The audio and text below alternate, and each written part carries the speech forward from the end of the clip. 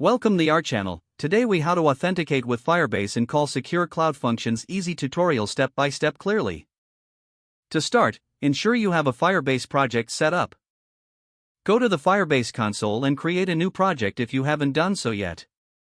Next, navigate to the authentication section on the left sidebar. Click on the Get Started button to enable Firebase authentication. Choose the sign-in method you prefer, such as email/password or Google sign-in.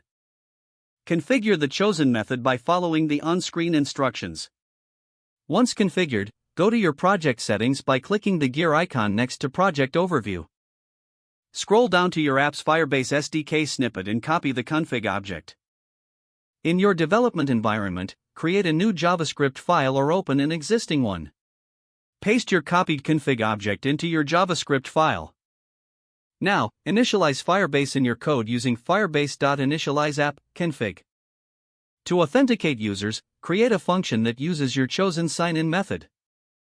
For example, if you chose email/password, write a function that calls firebase.auth. Make sure to handle any errors that may arise during authentication.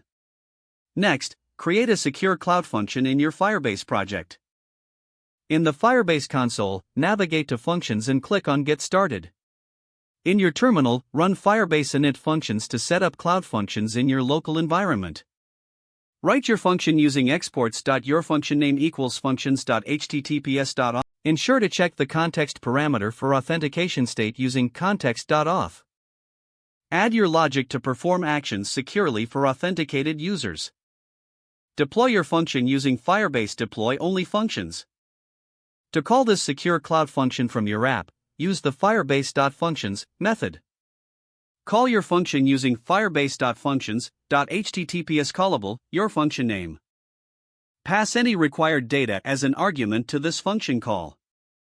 In your function call, add .then and .catch to handle the response or any errors.